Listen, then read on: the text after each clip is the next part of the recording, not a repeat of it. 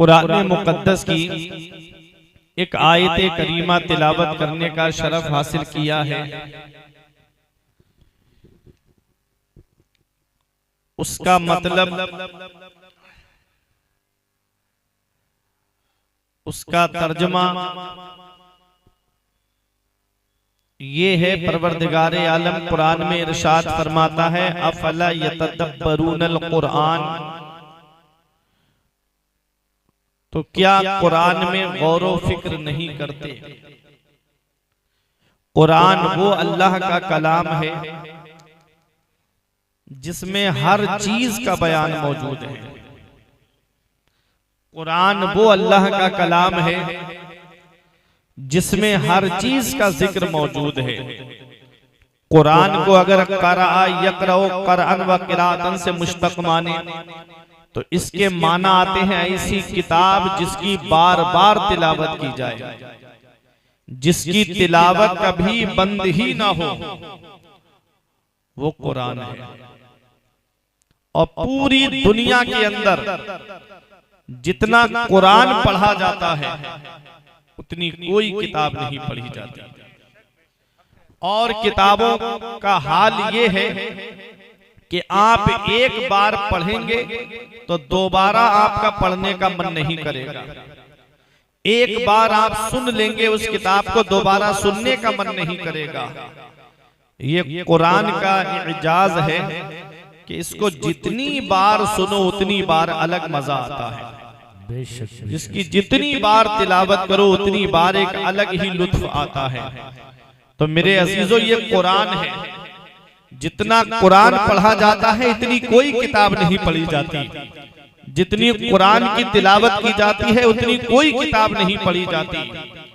और कुरान को अगर क़रा यक़रअ क़रअन से मुश्तक़ माने तो इसके माना आते हैं मिलाने वाली। तो फिर माना ये होगा कुरान का कि कुरान वो अल्लाह की किताब है कि जब बंदा कुरान की तिलावत करता है तो ये कुरान बंदे को मौला से मिला देता है। मेरे आका फरमाते हैं कुरान अल्लाह की वो मजबूत रस्सी है जिसका एक सिरा तिलावत करने वाले के हाथ में होता है और दूसरा सिरा अल्लाह के दस्ते कुदरत में होता है। मौला अली शेरे खुदा फरमाते हैं, जब मेरा दिल चाहता है कि मैं अपने रब से बातें करूं तो मैं नमाज पढ़ने लगता हूं, और जब मेरा दिल चाहता है मेरा रब मुझसे बातें करे तो मैं कुरान पढ़ने लगता हूँ। क्या बात है कि कुरान अल्लाह का कलाम है, कुरान परवरदिगारे आलम का कलाम है। मेरे अजीजों, अल्लाह फरमाता है, लौ अंज़लना हाज़ल कुरान अला जबल, अगर हम इस कुरान को पहाड़ पर नाजिल फरमाते तो तू देखता कि पहाड़ रेजा रेजा होता अल्लाह के खौफ से। क्या फरमाया अल्लाह ने, अगर हम इस पहाड़ कुरान को पहाड़ पर नाजिल फरमाते तो पहाड़ रेजा रेजा हो जाता अल्लाह के खौफ से। कुरान को कहाँ नाजिल किया गया है? कुरान मदीने वाले मुस्तफा पर नाजिल हुआ है। पहाड़ जैसी चीज आप समझिएगा, पहाड़ है क्या? कभी आप राजस्थान गए होंगे, अजमेर शरीफ, तो तारागढ़ पहाड़ पे आप चढ़े होंगे, देखा होगा पहाड़ कितना मजबूत है। इससे भी बड़े बड़े पहाड़ हैं दुनिया में, हिमालय पहाड़, कोहे तूर पहाड़। मक्का शरीफ जाएंगे, मदीना शरीफ जाएंगे, वहां पर आपको पहाड़ मिलेंगे। तो पहाड़ कितनी मजबूत चीज है, वो कुरान पाक का एक हर्फ बर्दाश्त ना कर पाए। तो सोचो इन छोटे छोटे बच्चों ने 30 पारे अपने सीने में कैसे महफूज कर लिए। पहाड़ जैसी मजबूत चीज कुरान पाक को अपने ऊपर लेने से अल्लाह अकबर रेजा रेजा हो रहा है। तो सोचो इनके सीनों का क्या हाल होना चाहिए। ये तो सीने खाकिस्तर होना चाहिए, इनके सीने तो जल जाना चाहिए, लेकिन इनके सीनों में 30 पारे महफूज हैं। कभी इस पर आपने गौर किया पहाड़ है क्या? खुद अल्लाह ने फरमाया, वल जिबाला औतादा, हमने पहाड़ों को मेखे बनाया, हमने पहाड़ों को कीले बनाया, हमने पहाड़ों को कालम बनाया। जब आप मकान बनाते हो तो आप मकान बनाने से पहले, ईंटें लगाने से पहले कालम खड़े करते हो। वो कालम कितने मजबूत होते हैं, अगर पूरा लिंटर उन कालमों पे डाल दिया जाए तो वो कालम लिंटर को हिलने भी नहीं देंगे। आप तख्त बनवाते हो घर पर, जब तक लकड़ी के वो तख्ते होते हैं उठा के किसी भी तरफ आप फेंक सकते हो, और जब उसमें कीलें लगा दी गई और जब वो तख्त बन गया तो वो फिर वो तख्ता हिलता नहीं है। वो कीले उसका कालम है, वो कीले मेखे हैं। अल्लाह फरमाता है वल जिबाला औतादा, हमने पहाड़ों को मेखे बनाया। अल्लाह ने जब जमीन को पैदा फरमाया पानी के ऊपर, पानी को गौर से देखना, तालाब या नदी में जाकर के, उसमें सुकून नहीं होता है, वो हिलता रहता है, पानी में ठहराव नहीं होता है, वो हिलता रहता है। जब जमीन को पानी के ऊपर अल्लाह रब्बुल इज्जत ने बिछाया तो जमीन पानी के ऊपर हिल रही थी, और जब हिली तो अल्लाह ने पहाड़ों की मेखे बनाई। अल्लाह ने पहाड़ों को पैदा फरमाया, जमीन अपनी जगह ठहर गई। मेरे अजीजों, पहाड़ कितनी मजबूत चीज है, पहाड़ कितनी सख्त चीज है। अल्लाह फरमाता है अगर हम इस कुरान को पहाड़ पर नाजिल फरमाते तो पहाड़ रेजा रेजा हो जाता। अल्लाह के खौफ से तो पहाड़ जैसी चीज रेजा रेजा हो जाती। तो हमारे कौम के छोटे छोटे बच्चों ने कुरान के 30 पारों को हिफ्ज कर लिया, पूरा कुरान हिफ्ज कर लिया, इनके सीनों का कुछ क्यों नहीं हुआ? तो आओ मैं एक मिसाल से आपको समझा दूं, तकरीबे फहिम के लिए, समझने के लिए एक मिसाल दे रहा हूं। ये उलमा हुफ़ाज़ तशरीफ फरमा है, मैं मसाजिद यहाँ बैठे हैं, मैं सबके नाम नहीं जानता, मेरा परवरदिगार सबके नाम जानता है, सबकी दुआओं का तालिब। ये जो लाइट आपकी यहाँ आ रही है ये डायरेक्ट पावर हाउस से आ रही है या ट्रांसफार्मर के जरिए आ रही है? तो मुझे बताओगे आप कहोगे डायरेक्ट पावर हाउस से लाइट नहीं आ रही है, पावर हाउस से लाइट आई है ट्रांसफार्मर में, और ट्रांसफार्मर डिवीजन करके इस लाइट को हमारे घरों तक पहुंचाया। हमारे घर का पंखा चला, हमारे घर का फ्रिज चला, हमारे घर में एसी चली, हमारे घर में और सारे सामान चले। मेरे अजीजों, अगर यही तार डायरेक्ट पावर हाउस में लगाओगे तो सारा उपकरण जल के राख हो जाएगा, सारी चीजें जल के खाकिस्तर हो जाएंगी। ये कुरान कहां नाजिल हुआ है? अल्लाह खुद फरमाता है नज़ला बिही रूहुल अमीन अला क़ल्बिका लितकूना मिनल मुंज़िरीन। अल्लाह फरमाता है हमने इस कुरान को जिब्राइल अलैहिस्सलाम के जरिए अपने महबूब के दिल पर उतारा है, अपने महबूब के दिल पर उतारा है। ये कुरान नबी के मुबारक दिल पर उतरा है, नबी के सदके में नबी की उम्मत के छोटे छोटे बच्चों ने अपने सीने में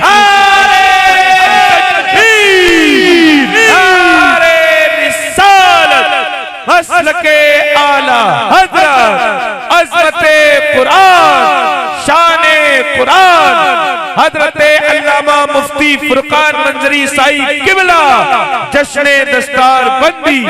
बेशक ये कुरान हर चीज का बयान कुरान में, हर चीज का जिक्र कुरान में। और आज ये जो मदरसे चल रहे हैं, जिस मदरसे से आफताब हाफिज साहब ने हिफ्ज किया, गुलशने मुस्तफा, मदरसा गुलशने मुस्तफा तिलहा, जहां से इन्होंने हिफ्ज किया, जहां से हाफिज उवैस साहब ने हिफ्ज किया, और हमारे हुफ़ाज़ जिन जिन मदरसों से हिफ्ज करके आए हैं, ये जानते हो ये मदरसे कौन से मदरसे की शाख है?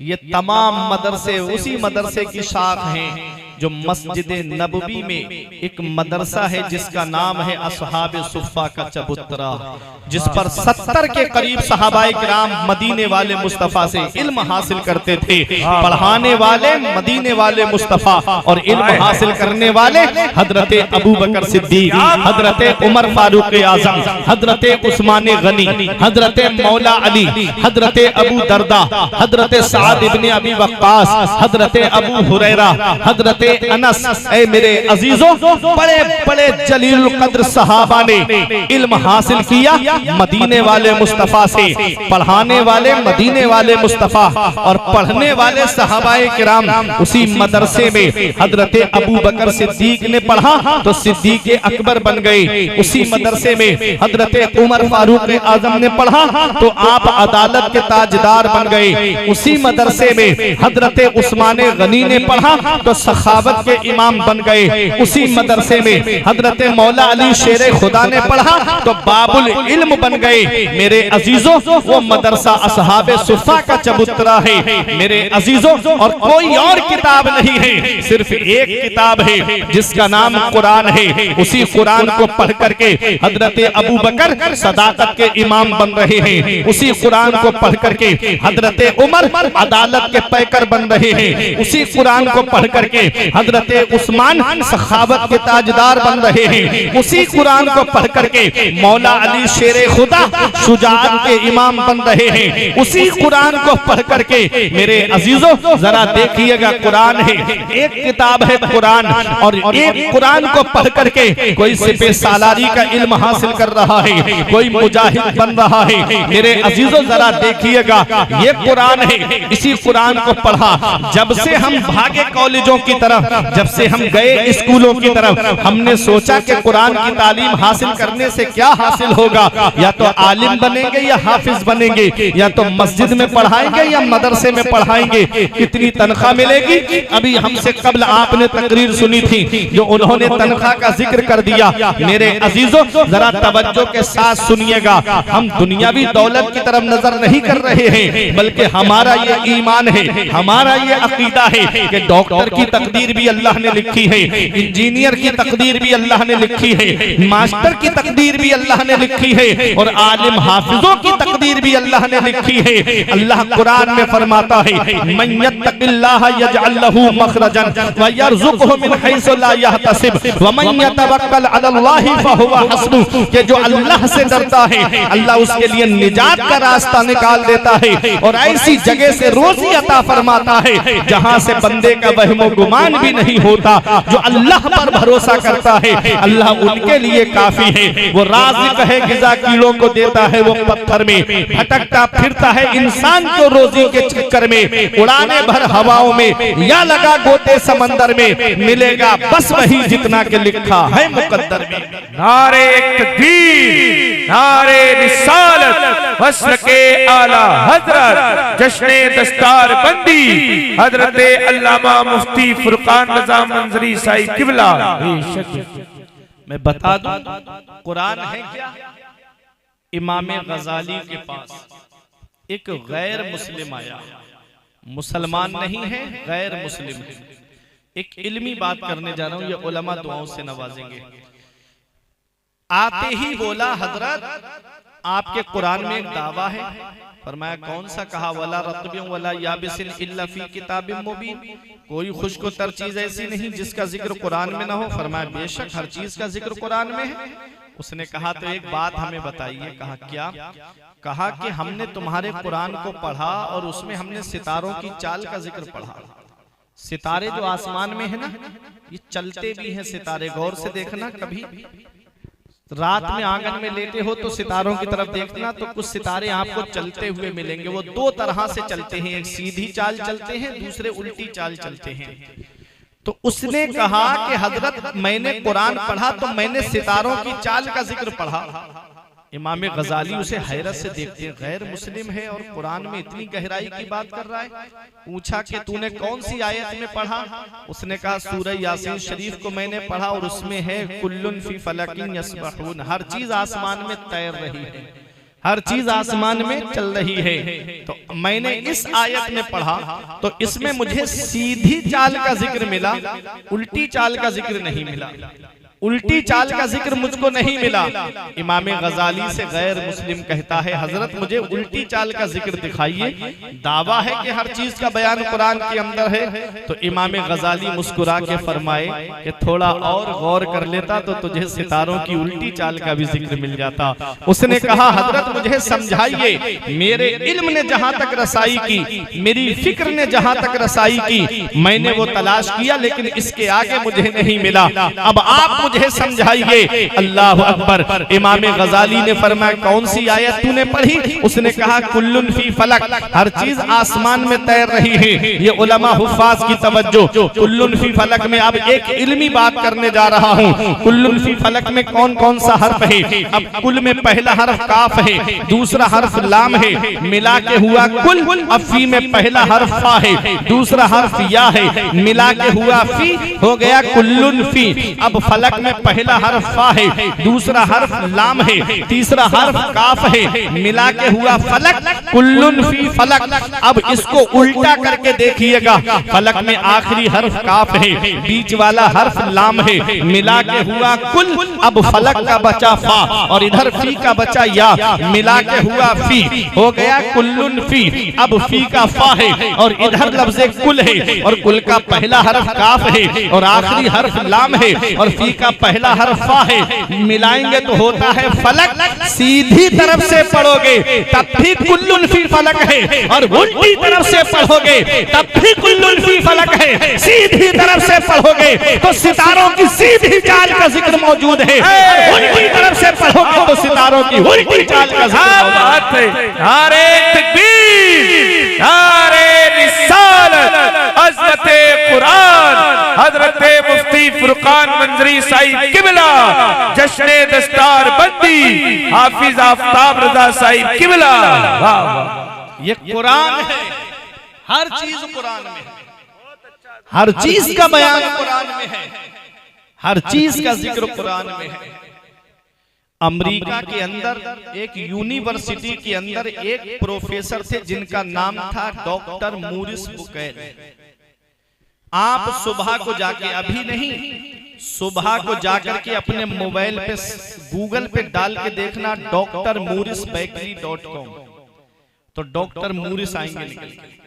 यूट्यूब पर भी आप उनको देख सकते हैं। डॉक्टर मूरिस कौन है? ये अमेरिका के अंदर एक यूनिवर्सिटी के अंदर शोबा ज़राअत को पढ़ाते थे, एग्रीकल्चर के प्रोफेसर थे, खेती बाड़ी जो आज हम करते हैं किसानी, इसके प्रोफेसर थे।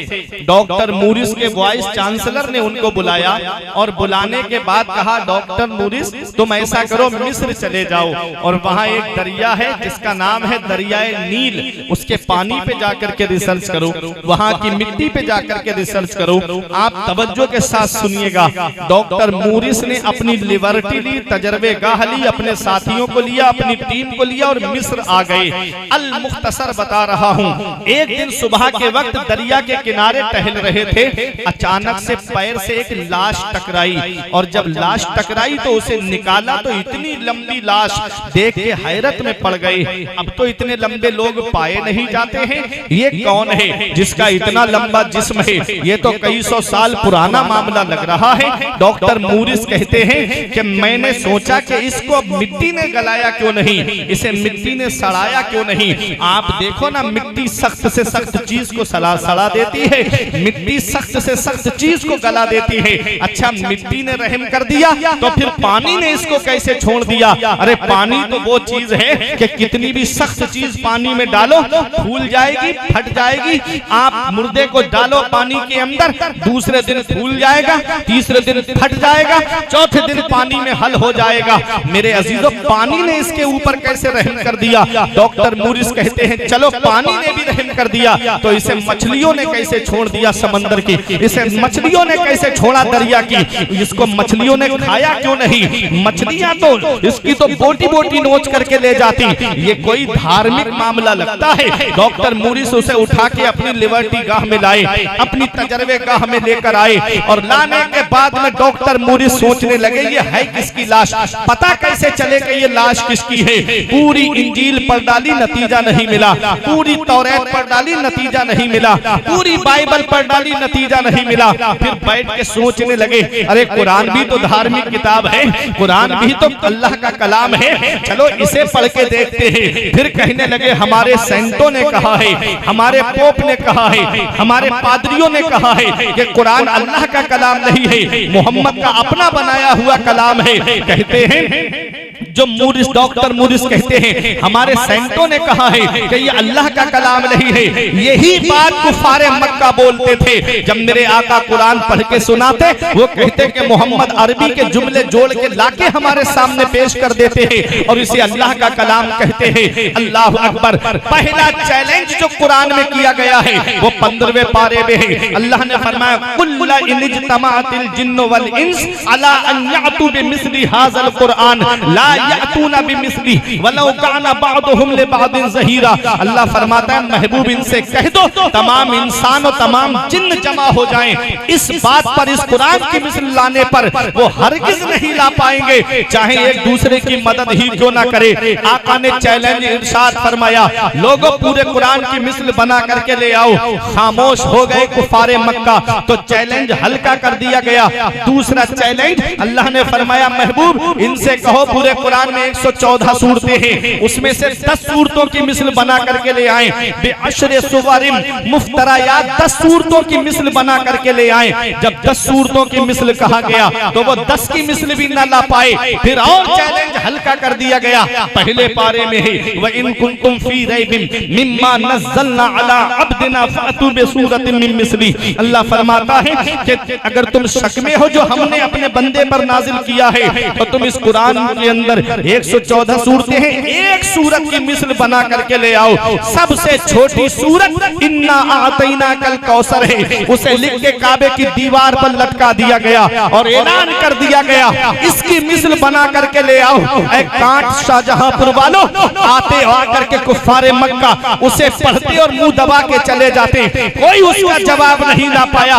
एक बहुत बड़ा अरबी का शायर है जो बादशाहों के दरबार में जाता है तो फिल बदी अरबी में अशार कह देता है, उसका हाथ पकड़ के लाए और कहा अगर तूने चंद जुमले भी अरबी के जोड़ दिए तो हम सीना तान के कहेंगे कि देखो मोहम्मद से कि ये तुम्हारा अपना बनाया हुआ कलाम है, खुदा का कलाम नहीं है। जब आया वो शायर खाना काबा के करीब और इतना पढ़ा इन्ना आतैना कल कौसर, तब बेसाख्ता पुकार के कहता है हाज़ल कलामो लैसा बेबशर, ये कलाम किसी इंसान का नहीं है, ये तो परवरदिगार आलम का कलाम है।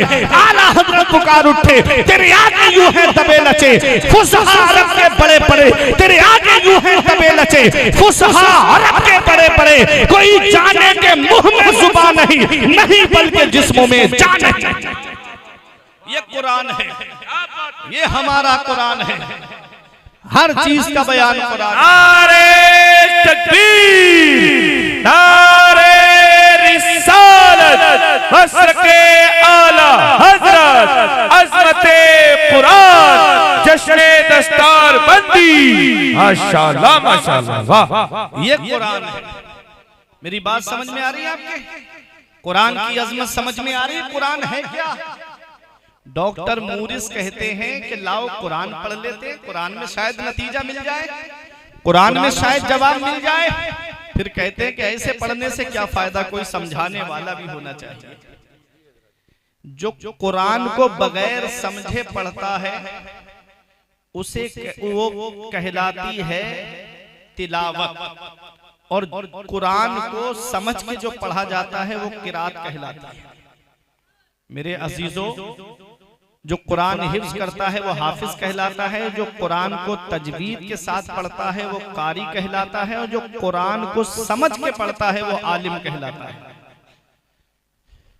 कुरान, डॉक्टर मूरिस ने एक आलिम साहब बुलवाए, ईसाई है, मुसलमान नहीं है। अभी आलिम साहब आए, पहला पारा पढ़ा, दूसरा पढ़ा, तीसरा पढ़ा, और डॉक्टर मूरिस से पूछा क्या नतीजा मिला?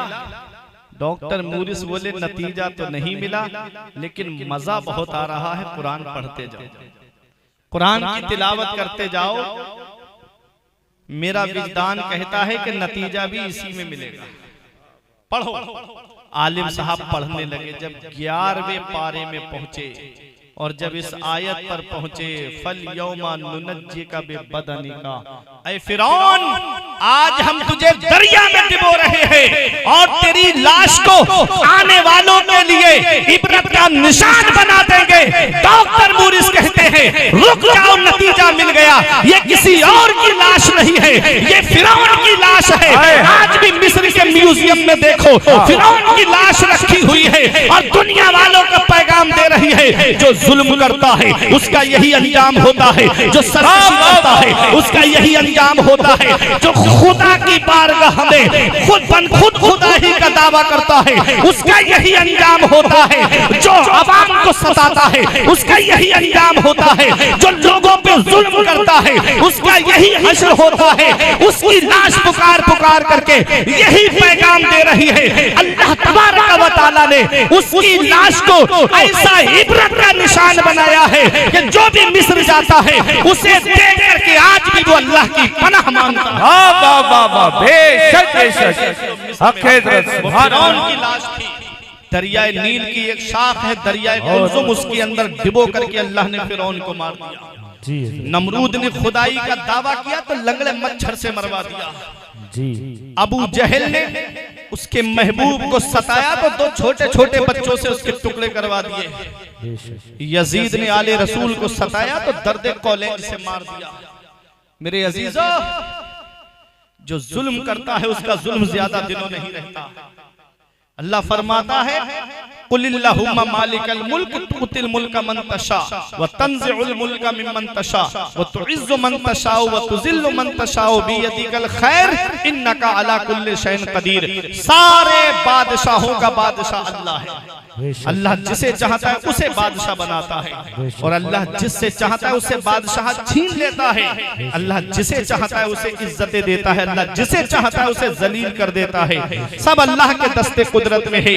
मेरे अजीजों, आज ये खाली मस्जिदें बता रही हैं कि हम परेशान क्यों हैं।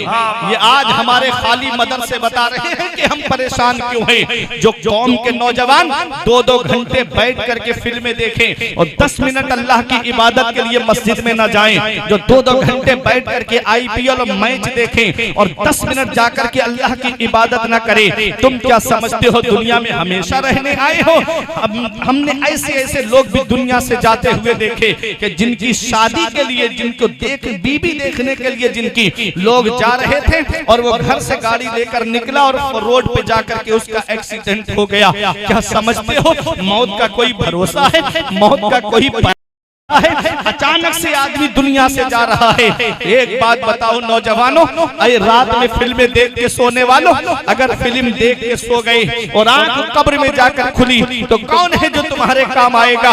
और रात रात भर मोबाइल की स्क्रीन पे जागने वालों, अगर इसी हाल में सो गए और आंख कब्र में जाकर खुली तो कौन है जो तुम्हारे काम आएगा? और कानों में ब्लूटूथ ईयरफोन ईयरबड्स लगा करके रोड पे गाने सुन के गाड़ियां तेज दौड़ाने वालों, अगर ऐसे ही गाने सुनते हुए दुनिया से चले गए तो कौन है जो कब्र में तुम्हारे काम आएगा? आला हजरत कहते हैं कि उनको रहम आए तो आए, वरना वो कड़ी मार है क्या होना है। छुप के लोगों से किए जिसके गुनाह, वो खबरदार है क्या होना है। हाय बिगड़ी तो कहां आकर नाओ, आइन मझधार है क्या होना है। कल तो दीदार का दिन है और यहाँ आंख बेकार है क्या होना है। मेरे अजीजों, मरने से पहले मरने की तैयारी करो। कभी दौलत पे घमंड आने लगे, कभी पैसों पे नाज होने लगे, कभी सेहत पे तकब्बुर आने लगे, कभी बच्चों की नौकरी पे घमंड होने लगे, कभी मकान पर तकब्बुर आने लगे, तो एक चक्कर कब्रिस्तान का लगा लिया करो। वहां तुमसे ज्यादा दौलत वाले लेते हैं, वहां तुमसे ज्यादा पैसे वाले लेते हैं, वहां तुमसे ज्यादा सरमाए वाले लेते हैं। अरे वो पूरे इलाके में जिनकी बात को फैसल माना जाता था, जिन्होंने कुछ जो जुबान से निकाल दिया, पूरा गांव कहता था कि सरपंच की ही बात मानी जाएगी। आज उनके जिस्मों को जाकर के देख लो, जब कब्रें खोदी जाती है कब्रिस्तान में तो कहीं हड्डियां निकलती हैं, कहीं खोपड़ी की हड्डी निकलती है। ये हड्डियां भी पैगाम दे रही हैं कि हम भी किसी वक्त में तानाशाह रहे हैं, हम भी किसी वक्त में जो है अपनी बातों को मनवाने वाले रहे हैं। मेरे अजीजों, दौलत पे घमंड मत करना, कभी सेहत पे तकब्बुर मत करना। मौला अली शेर खुदा फरमाते हैं दौलत पे और सेहत पे कभी भरोसा मत करना। बीमारी लगने में वक्त नहीं लगता है और पैसे के जाने में वक्त नहीं लगता है। अल्लाह की पकड़ से डरो, इन्ना बत्शा रब्बिका लशदीद, तेरे रब की पकड़ बहुत सख्त है। जब अल्लाह पकड़ता है तो फिर कोई छुड़ाने वाला नहीं मिलता। तुमने 3-4 साल पहले कोरोना काल में नहीं देखा, बड़े बड़े दौलत वाले, पैसे वाले, बड़े बड़े रुपये वाले गंगा नदी के किनारे पे गोरो कफन पड़े हुए थे, घर वाले लेने तक नहीं गए, परिजन उठाने तक नहीं गए, औलाद देखने तक नहीं गई। ऐ कांठ वालों, किस्मत वाला है वो बाप जो औलाद के कांधे पे कब्रिस्तान चला जाए। नसीब वाली है वो औलाद जो बाप के कांधे पे कब्रिस्तान चली जाए। किस्मत वाला है वो रिश्तेदार जो रिश्तेदार के कांधे पे कब्रिस्तान चला जाए। किस्मत वाला है वो पड़ोसी जो पड़ोसी के कांधे पे कब्रिस्तान चला जाए। जाना सभी को है दुनिया से, इस हाल में दुनिया से मत जाना। इधर जनाजा उठे, उधर मोहल्ले के लोग कहें एक बेनमाजी का जनाजा जा रहा है, एक शराबी का जनाजा जा रहा है, एक जुआरी का जनाजा जा रहा है, इमामों को सताने वाले का जनाजा जा रहा है, मस्जिद और मदरसों में खुराफात फैलाने वाले का जनाजा जा रहा है। इस हाल में मत जाना, बल्कि इस हाल में जाना।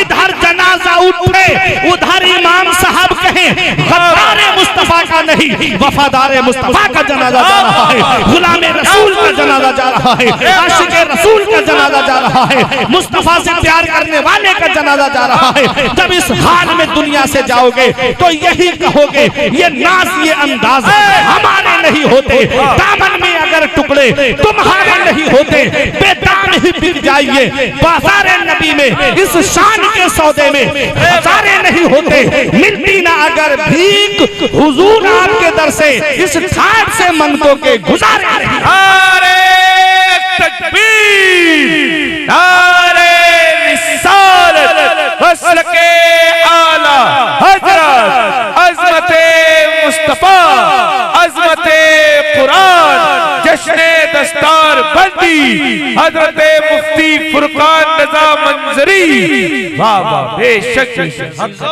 बहुत अच्छा। दुनिया चंद दिन की है, हमेशा रहने दुनिया में नहीं आए। अपने बच्चों को दीनी तालीम से करीब करो, अपने बच्चों को आलिम या हाफिज बनाओ। अगर बुढ़ापे में जिंदगी सुकून से गुजारनी है तो हमने देखा है जब बच्चा आलिम या हाफिज बन जाता है तो वो डरता है कि कहीं मेरे माँ बाप मुझसे नाराज ना हो जाए, डरता है। और बच्चा डॉक्टर या इंजीनियर या किसी और महकमे में पहुंच जाए तो माँ बाप डरते हैं कहीं बेटा नाराज ना हो जाए। माँ बाप कहते हैं कैसे बात करें बेटे से, कहीं नाराज ना हो जाए बेटा। कितना फर्क है दोनों में, हमने देखा है। मुझे बताओ, अगर ऐसी सिचुएशन आ जाए, ऐसे हालात आ जाए, अल्लाह ना करे, अल्लाह पाक सबके माँ बाप को सेहत और सलामती के साथ सुन्नतों भरी तवील जिंदगी अता फरमाए। कभी बुढ़ापे में ऐसा मामला आ जाए कि सिर्फ 4 पाई पर ही बोलो बराज वो करें, बाथरूम तक ना जा सके, ऐसे आलम में हमने देखा है कि जो दुनियावी तालीम वाले बेटे हैं वो अपना पल्ला झाड़ लेते हैं, पीछे हट जाते हैं माँ बाप की खिदमत से। और जो बच्चा आलिम दीन या हाफिज कुरान होता है वो सोचता है आज मुझे मौका मिला जन्नत में दाखिला लेने का, आज मुझे माँ बाप की खिदमत करने का मौका मिला। हमने देखा है कितने माँ बाप हैं जो गांव के अंदर आंसू बहा रहे हैं, कितने माँ बाप हैं बेटा शहर में अपने ऑफिस खोल के आराम से रह रहा है, पेड़ गांव में रह गए, फल शहर में पहुंच गए। जिस बाप ने बेटे को पढ़ाने के लिए लाखों रुपए खर्च कर दिए, जिस बाप ने औलाद को पढ़ाने के लिए जमीनें तक बेच दी, आज वही माँ बाप बुढ़ापे की दहलीज पे पहुंचे, बेटे खिदमत के लिए भी नहीं आए। मेरे अजीजों, आज का नौजवान भाई कहता है मेरे बाप ने मेरे लिए किया क्या है, मेरी माँ ने मेरे लिए किया क्या है। कभी तुम्हें ये लगे ना कि मेरे बाप ने मेरे लिए क्या किया है, तो कभी उनके करीब बैठ के उनकी सफेद दाढ़ी की तरफ देखना, उनके चेहरे की झुर्रियों की तरफ देखना, उनके हाथों की लकीरों की तरफ देखना। एक दिन मैंने पूछा था, अब्बा मेरे हाथ की लकीरें नजर आ रही हैं, तुम्हारे हाथ की लकीरें कहाँ चली गई। तो जवाब दिया था, बेटा तुम्हारी तकदीर बनाते बनाते हमारे हाथ की लकीरें मिट गई। बाप क्या नहीं करता अपनी औलाद के लिए, बाप कौन सी कुर्बानी नहीं देता अपनी औलाद के लिए, बाप कौन सी परेशानी नहीं उठाता अपनी औलाद के लिए। कभी लगे तुम्हें मेरे बाप ने मेरे लिए क्या किया है, तो शाहजहांपुर बरेली मोड़ की तरफ चले जाओ, रेलवे स्टेशन की तरफ चले जाओ, या बस स्टैंड की तरफ चले जाओ। वहां रात के 2 बजे 3 बजे आपको कुछ लोग ऐसे मिलेंगे कि कोई ऑटो रिक्शा चला रहा है, कोई टेम्पू लेकर के खड़ा है, कोई बस लेकर के खड़ा है, कोई 4 व्हीलर लेकर के खड़ा है, कोई इको लेकर के खड़ा है बरेली जाने के लिए। ये रात के 2 बजे 3 बजे जब शिद्दत की नींद आती है, ऐसे आलम में रोड पे गाड़ी चलाने वाला ये एक बाप ही तो है जो सोचता है 4 पैसे जमा हो जाएंगे, मेरी औलाद के खर्चे में काम आएंगे, मेरी औलाद की पढ़ाई में काम आएंगे, मेरी औलाद की तालीम में काम आएंगे। याद रखना नौजवानों, ये स्कूल की फीस भरने वाला एक बाप है, ये कॉलेज की फीसें भरने वाला एक बाप है, ये कोचिंग की फीसें भरने वाला एक बाप है, ये यूनिवर्सिटी की फीसें भरने वाला एक बाप है। बाप क्या नहीं करता अपनी औलाद के लिए। हमारे बुजुर्गों ने कहा, बाप आंगन में लगे हुए पेड़ की तरह है। पेड़ देखा है आपने, आपकी बस्ती में भी पेड़ होंगे। जब गर्मी पड़ती है, धूप पड़ती है, आदमी दोपहर में पेड़ के नीचे कुर्सी डाल के बैठ जाए, आराम मिल जाता है। पेड़ के नीचे कुर्सी डाल के बैठोगे, सुकून मिल जाएगा। हमारे बुजुर्गों ने कहा, बाप आंगन में लगे हुए पेड़ की तरह है। दोपहर में पेड़ के पत्ते तोड़ के देखना, ऊपर से गर्म होते हैं, नीचे बैठने वाले को छांव पहुंचाते हैं, नीचे बैठने वाले को आराम पहुंचाते हैं। मेरे अजीजों, हमारे बुजुर्गों ने कहा, बाप आंगन में लगे हुए पेड़ की तरह है। जिस दिन पेड़ कट जाता है आंगन से, उस दिन धूप भी परेशान करती है, गर्मी भी परेशान करती है, गरम गरम लू के थपेड़े भी होठों को खुश्क कर देते हैं। मेरे अजीजों, बाप आंगन में लगे हुए पेड़ की तरह है। जिस दिन बाप की चारपाई घर से उठ गई, उस दिन एहसास होगा, आज कितना बड़ा साया मेरे घर से चला गया, आज कितनी बड़ी सपोर्ट मेरे घर से चली गई। मेरे अजीजों, बाप अल्लाह की बहुत बड़ी नेमत है। ये ऑटो रिक्शा चलाने वाला एक बाप है, ये ट्रक चलाने वाला एक बाप है, ये बस चलाने वाला एक बाप है, ये इको चलाने वाला एक बाप है। पूरे दिन शिद्दत की गर्मी में फलों का ठेला लगा के खड़ा होने वाला ये एक बाप है। बाप क्या नहीं करता अपनी औलाद के लिए। ये दिल्ली कमाने जाने वाला एक बाप है, ये मुंबई कमाने जाने वाला एक बाप है, ये बेंगलोर हैदराबाद कमाने जाने वाला एक बाप है, ये 3-3 साल के लिए सऊदी दुबई कतर कमाने जाने वाला एक बाप है। बाप क्या नहीं करता अपनी औलाद के लिए। जिस तरह पेड़ आंगन से उखड़ जाता है तो धूप परेशान करती है, और जिस दिन बाप की चारपाई घर से उठ जाती है, उस दिन हमें एहसास होता है, आज कितना बड़ा साया मेरे घर से चला गया। ऐसे माँ बाप के साये की ना कदरी ना कर, ऐसे माँ बाप के साये की ना कदरी ना कर। धूप काटेगी बहुत जब ये शजर गिर जाएगा।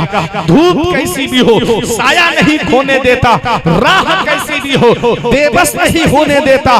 बेच के अपना लहू चाहे वो रोटी लाए, बाप औलाद को भूखा नहीं सोने देता। बेच के अपना लहू चाहे वो रोटी लाए, बाप औलाद को भूखा नहीं सोने देता। मेरे अजीजों, इस वक्त के बारे में तो सोचा भी न था। बेटों से बुढ़ापे में हुई खत्म रसाई, घर बार तो बांट लिए शौक से फुरकान, हिस्से में किसी के मगर माँ नहीं आई।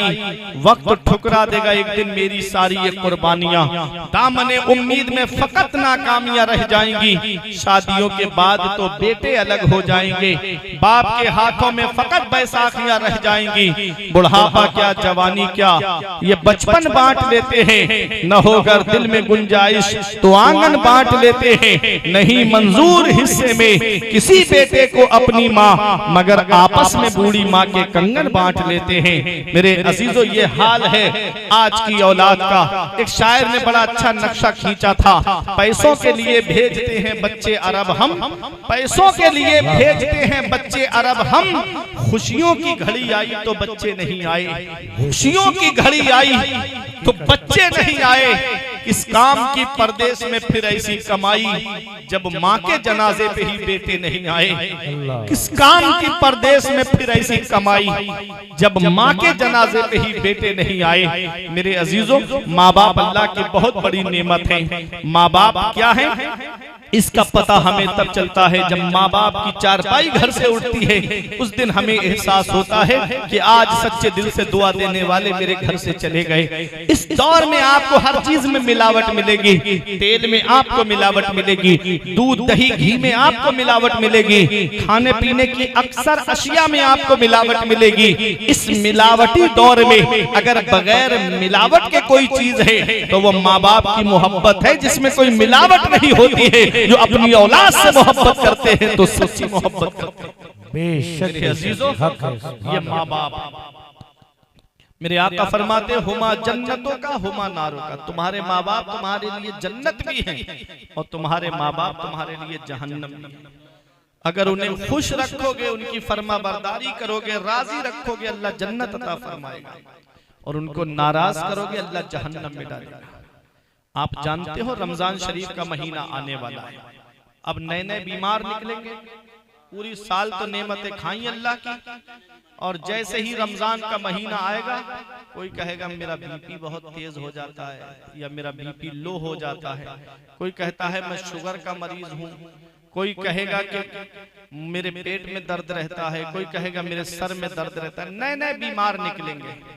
हालांकि बीमारी में रोजे की रुख्सत दी गई है, लेकिन कब दी गई है ये आप कोई परहेजगार माहिर हकीम ये कहे कि रोजा रखोगे तो जान जाने का खतरा है। तो आप मुझे बताओ, ये जो इस वक्त जो बीमारी है, पेट में दर्द हुआ, सर में दर्द हुआ और रोजा छोड़ दिया, ये बीमारियों का बहाना कयामत के दिन चलेगा? रमजान शरीफ का वो मुबारक महीना है, इस मुबारक महीने का अगर एक रोजा बिला उज़्र शरई जानबूझ के कोई छोड़ दे और उसके बदले में अगर पूरी साल रोजे रखे तब भी उसे एक रोजे की फजीलत को नहीं पहुंच सकता।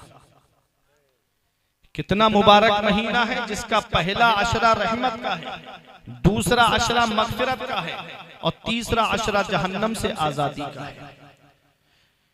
इतना मुबारक महीना अल्लाह अकबर रमजान शरीफ का। इस मुबारक महीने में आदमी कोई रोड पे गुटखा खाता हुआ फिरता है, कोई बीड़ी सिगरेट पीता हुआ फिरता है।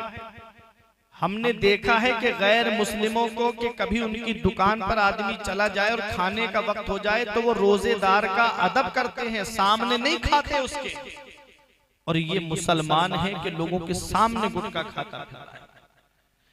अगर इस्लामी हुकूमत हो तो ऐसे शख्स को कत्ल करने का हुक्म है जो रोजेदारों के सामने खाता पीता फिरे। अगर इस्लामी हुकूमत हो तो। अब तो इस्लामी हुकूमत है नहीं, लेकिन कितना बड़ा निदर है ये जो अल्लाह तबारक व तआला के फरमान को नहीं मान रहा है, रसूलुल्लाह सल्लल्लाहु अलैहि वसल्लम के फरमान पर अमल नहीं कर रहा है। कितने ऐसे वाकयात हैं कि जिन्होंने रोजेदारों का अदब किया तो अल्लाह ताला ने उनको ईमान की दौलत अता फरमा दी और वो जन्नत में पहुंच गए। मेरे अजीजों, ये रमजान शरीफ का मुबारक महीना, इस मुबारक महीने में मेरे आका हुजूर सल्लल्लाहु अलैहि वसल्लम रमजान शरीफ के महीने में जब मस्जिद नबवी में तशरीफ लाए, पहला कदम जीने पर रखा, आपने आमीन कहा, दूसरा कदम रखा, आमीन कहा, तीसरा कदम रखा, आमीन कहा। सहाबा ने अर्ज किया, या रसूल अल्लाह, आपने आमीन क्यों फरमाया? आका ने फरमाया, जब मैंने पहली सीढ़ी पे पहले जीने पे मिंबर के कदम रखा तो जिब्राइल अलैहिस्सलाम ये कह रहे थे कि वो शख्स जलीलो ख्वार हो जाए, वो शख्स रुसवा हो जाए, उसकी नाक गुबार आलूद हो जाए कि जिसके सामने आपका नाम लिया जाए और वो आप पर दुरूद पाक ना पढ़े। जब मेरे आका का नाम सुनो मोहम्मद तो कहो सल्लल्लाहु ताला अलैहि वसल्लम। मेरे अजीजों, दूसरे जीने पे आका ने कदम रखा तो जिब्राइल अलैहिस्सलाम ने कहा वो शख्स रुसवा हो जाए, जलीलो ख्वार हो जाए, उसकी नाक गुबार आलूद हो जाए कि जो रमजान शरीफ का महीना पाए और अपना दाखिला जन्नत में ना कराए, अपनी मगफिरत ना कराए, अपनी बख्शिश ना कराए। और तीसरे जीने पे कदम रखा तो मेरे आका ने जिस पर आमीन कहा था तो जिब्राइल अलैहिस्सलाम ने यह कहा वो शख्स जलीलो ख्वार हो जाए जो माँ बाप को बुढ़ापे में पाए और अपना दाखिला जन्नत में ना कराए। पता चला माँ बाप जब बूढ़े हो जाते हैं तो वो हमारे लिए जन्नत में दाखिले का जरिया होते हैं। अब हमें उन्हें राजी रखना है, उन्हें खुश रखना है, अल्लाह ताला जन्नत अता फरमाएगा। मदरसे में क्या पढ़ाया जाता है, यही मेरी आखिरी बात है। मदरसे में क्या पढ़ाया जाता है? आज शराब के ताल्लुक से कितने जगहों पे धरने दिए जाते हैं, जगह जगह प्रदर्शन होता है कि शराब बंद होना चाहिए, जुआ बंद होना चाहिए। मेरे आका हुजूर सल्लल्लाहु अलैहि वसल्लम के गुलामों, कुरान में अल्लाह फरमाता है इन्नमल खम्रु वल मैसिर वल अंसाब वल अज़लामु रिज्सुम मिन अमलिश शैतान, कि जुआ भी शैतानी काम है, शराब भी शैतानी काम है, पत्ते खेलना भी शैतानी काम है। इन कामों से रुक जाओ, ये मदरसे में पढ़ाया जाता है। वबिल वालिदैन इहसाना, माँ बाप के साथ भलाई करो, ये मदरसे में पढ़ाया जाता है। मदरसे में माँ बाप के हक बताए जाते हैं, मदरसे में बड़े भाई के हक बताए जाते हैं, मदरसे में छोटे भाई बहनों के हक बताए जाते हैं, मदरसे में बीबी का हक बताया जाता है, मदरसे में बहनों का हक बताया जाता है, मदरसे के अंदर हुकूक को बताया जाता है कि अल्लाह के हक अल्लाह तबारक व तआला अपने हक माफ फरमा दे कयामत में, ये उसकी रहमत से उम्मीद है। लेकिन बंदों का हक माफ नहीं फरमाएगा। जो हुकूकुल इबाद में गिरफ्तार होगा, जब तक बंदा माफ नहीं करेगा तब तक अल्लाह भी माफ नहीं फरमाएगा। ये सारे हुकूक मदरसे के अंदर बताए जाते हैं, ये सारे हुकूक मदरसे में पढ़ाए जाते हैं। हमारे नक्शे अली भाई ने अपने बेटे को हाफिज कुरान बनाया है। मैं दुआ करता हूँ परवरदिगार आलम इनको बेहतरीन आलिम दीन भी बनाए, इनको जय्यद आलिम दीन भी बनाए। मेरे अजीजों, ये कुरान को इन्होंने अपने सीने में महफूज किया है, ये कुरान के हाफिज बने हैं। और कुरान जिस सीने में आ जाता है, कुरान जिस रहल पे रखा होता है, वो रहल मुबारकबादी की मुस्तहिक है। उस रहल को हम सीने से लगाते हैं। कुरान जिस जुज़दान में रखा होता है, हम उस जुज़दान को सीने से लगाते हैं। तो सोचो कुरान जिस सीने में है, उस सीने की शान का आलम क्या होगा। मेरे अजीजों, क़यामत के दिन हाफिज कुरान का मर्तबा देखो। आका फरमाते हैं युकालु ले साहिबिल कुरान इक़रा वरतकी वरत्तिल कमा कुंता तुरत्तिलु फी दुनिया फ इन्ना मंजिलका इंदा आखिर आयतिन तक़रऊहा। अल्लाह फरमाता है हाफिज कुरान से क़यामत के दिन फरमाएगा तू कुरान की तिलावत कर। अल्लाह तबारक व तआला हाफिज कुरान से क़यामत के दिन फरमाएगा, क्या फरमाएगा? इक़रा, तू कुरान पढ़, वरतकी वरत्तिल, ठहर ठहर के पढ़, तजवीद के साथ पढ़, आराम आराम से पढ़। क्या मकाम मिलेगा?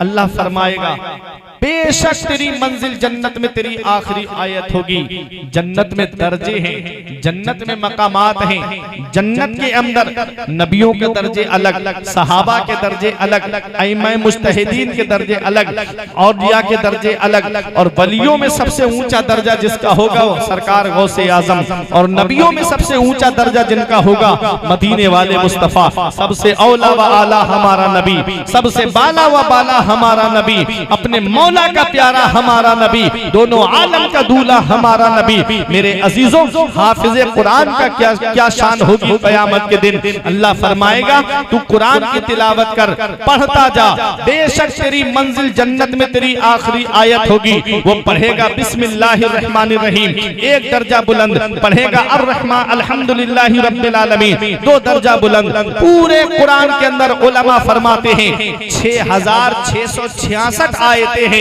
हाफिज कुरान की शान जन्नत में ये होगी कि वो 6666 दर्जे बुलंदो वाला। कितना बड़ा मकाम है, कितनी बड़ी शान है। दुनिया में हाफिज कुरान के माँ बाप ने औलाद की जुदाई का गम बर्दाश्त किया तो इनको अल्लाह कयामत के दिन ये इनाम अता फरमाएगा। हदीस पाक में है, मन क़रा अल कुरान व अमिला बिमा फीह उलबिसा वालिदाहु ताजन यौमल क़ियामती दौउहु अहसनु का दौइश शम्स। आका फरमाते हैं जो कुरान पढ़े और उस पर अमल भी करे तो अल्लाह कयामत में उसके माँ बाप को ऐसा ताज अता फरमाएगा जिसकी रोशनी आसमान के चांदों सूरज से भी ज्यादा होगी। सूरज जानते हो, सूरज चौथे आसमान पर है और उसका मुंह ऊपर है, पीठ हमारी तरफ है, तब उसकी रोशनी का ये आलम है कि अगर जाड़ों में सूरज सही से निकल आए दोपहर में तो हम नजर नहीं मिला पाएंगे। अब जरा सोचो उसका मुंह इधर हो जाए तो रोशनी का क्या आलम होगा। और आका फरमाते हैं कि हाफिजे कुरान के माँ बाप को अल्लाह कयामत में जो ताज अता फरमाएगा उसकी रोशनी इतनी तेज होगी कि सूरज से भी ज्यादा होगी। अल्लाह अकबर, कितनी बड़ी शान है। मेरे अजीजों, अपने बच्चों को मदरसा भेजो, अपने बच्चों को दीनी तालीम हासिल कराओ, अपने बच्चों को इल्म दीन से हमकिनार कराओ। जब हाफिज आलिम बन जाएं तो चाहे डॉक्टर बनाओ, चाहे इंजीनियर बनाओ, चाहे प्रोफेसर बनाओ। उसके बाद जब हाफिज आलिम होगा उसके बाद डॉक्टर बनेगा तो कभी भी वो कमीशन नहीं खाएगा, ना अल्ट्रासाउंड वालों से खाएगा, ना मेडिकल वालों से कमीशन खाएगा और ना वो रिश्वत लेगा। जब एक अच्छा हाफिज या आलिम अगर प्रोफेसर बन जाएगा तो वो किसी से घूस भी नहीं लेगा, रिश्वत भी नहीं लेगा। वो जानेगा अर्राशी वल मुर्तशी किलाहुमा फिन्नार, रिश्वत लेने वाला भी जहन्नमी है, रिश्वत देने वाला भी जहन्नमी है। अल्लाह अकबर। मेरे अजीजों, जब एक हाफिज कुरान आलिम दीन जब एक इंजीनियर बन जाएगा तो वो मोरवी जैसे पुल पास नहीं करेगा जिससे लोगों की जान चली जाए, फिर वो काम करेगा जिससे कौम का फायदा हो, जिससे लोगों का फायदा हो, क्योंकि वो पढ़ के आया है मदरसे में खैरुन नास मन यनफउन नास। बेहतर वो है जो लोगों को फायदा पहुंचाए, बेहतर वो है जो लोगों को नफा पहुंचाए। और नफा कौन पहुंचाता है? जो हक पहचानता है, जो लोगों के हक जानता है। अफला यतदब्बरून अल कुरान, क्या कुरान में गौर व फिक्र नहीं करते? कुरान में हर चीज का बयान है, हर चीज का जिक्र है। अपने बच्चों को कुरान पढ़ाओ, अपने बच्चों को कुरान की तालीम दिलवाओ। अगर कुरान नहीं पढ़वाया आपने और सिर्फ कॉलेज का ही रास्ता दिखाया, आपने दीनी तालीम बिल्कुल हासिल नहीं कराई, ना कुरान पढ़वाया, ना मदरसे में आलिम साहब के पास भेजा, तो ऐसी औलाद कयामत में अपने बाप को खींच के लाएगी रब की बारगाह में। ये इमाम गजाली फरमाते कीमिया सादत में, वो कहेगी मौला मेरा बाप मुझे भूखा रखता ये गवारा था, इसने मुझे कुरान नहीं पढ़ाया, जिसकी वजह से मैं जायज और नाजायज में फर्क नहीं कर पाया। मैं अकेला जहन्नम नहीं जाऊंगा, अपने बाप को अपने साथ में जहन्नम लेके। अल्लाह अकबर। दौलत औलाद के लिए जमा करके गए, पैसा औलाद के लिए जमा करके गए, कुरान नहीं पढ़वाया औलाद को, दीनी तालीम हासिल नहीं कराई। वही औलाद हमारे लिए अजाब का जरिया बन गई। काश इस औलाद को कुरान पढ़ाया होता, आलिम दीन बनाया होता या हाफिज कुरान बनाया होता तो यही औलाद हमको जन्नत में ले जाने का जरिया बन जाती। ये मैं नहीं कहता, मेरे आका की हदीस कहती है कि जो हाफिज कुरान है वो अपने परिवार के 10 ऐसे लोगों की शफाअत करेगा जिनके ऊपर जहन्नम वाजिब हो गई होगी, जिनके लिए जहन्नम का टिकट कट गया होगा कि ये जहन्नम में जाएंगे। तो हाफिज कुरान अपने परिवार के 10 ऐसे लोगों की शफाअत करेगा जिनके ऊपर जहन्नम वाजिब हो गई होगी। तो जो हाफिज साहब से मोहब्बत करते हैं वो भी वहां याद आएंगे, जो हाफिज साहब से ताल्लुक रखते हैं वो भी वहां याद आएंगे और परिवार के लोग भी याद आएंगे। तो मेरे अजीजों, किस्मत वाले हैं जिन्होंने कुरान को हिफ्ज किया है, अपने सीने में कुरान को महफूज किया है। वो माँ बाप भी मुबारकबादी के मुस्तहिक हैं जिन्होंने अपने बेटे को हाफिज कुरान बनाया है।